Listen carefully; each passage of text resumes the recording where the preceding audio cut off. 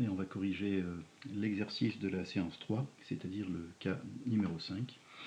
Donc c'est la même consigne que l'exercice de la séance 2.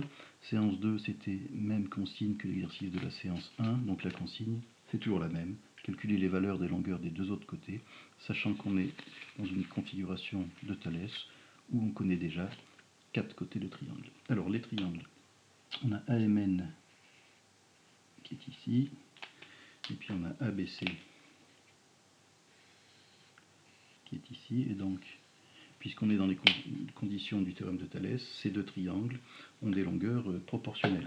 Voyons si on arrive à trouver le coefficient de proportionnalité, le coefficient d'agrandissement par exemple. J'ai 3 ici, AN qui vaut 3, et puis AC qui vaut 7. 3 fois quelque chose égale 7. Ouais, pas évident. 3 fois 2 ça fait 6. 3 fois 2,5, non ça va pas, ça fait 7,5.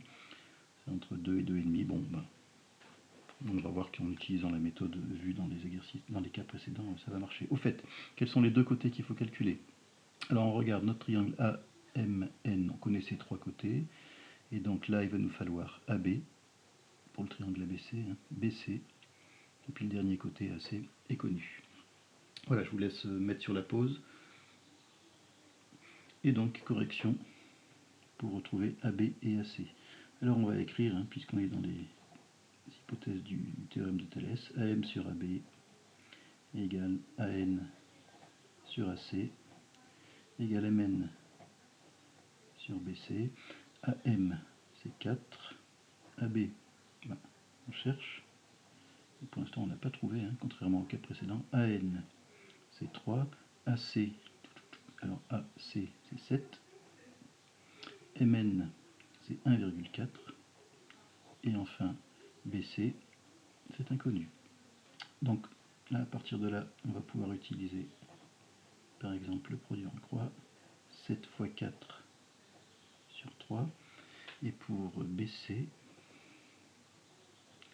donc par exemple on va faire pour BC 7 fois 1,4, 7 fois 1,4 sur 3. Alors voyons ce que ça donne. Ici on va obtenir, avec la calculatrice ou pas d'ailleurs, 7 fois 4, 28, 28 tiers, donc c'est la valeur c'est la valeur attendue, c'est ça, c'est la valeur de AB. Et donc pour ceux qui aimeraient bien les valeurs décimales, ça n'a pas d'écriture, 28 tiers n'a pas d'écriture décimale, on trouve environ 9,33.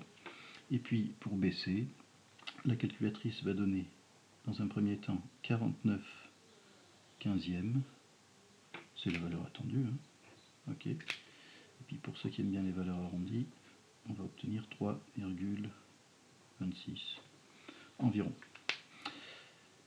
Voilà, et donc oui, notre coefficient d'agrandissement, pourquoi on a eu du mal à le trouver? Parce que si on le cherche, on sait qu'on cherche 3 fois quelque chose égale 7, donc la réponse c'est 7 tiers, et 7 tiers en fait c'est le coefficient d'agrandissement.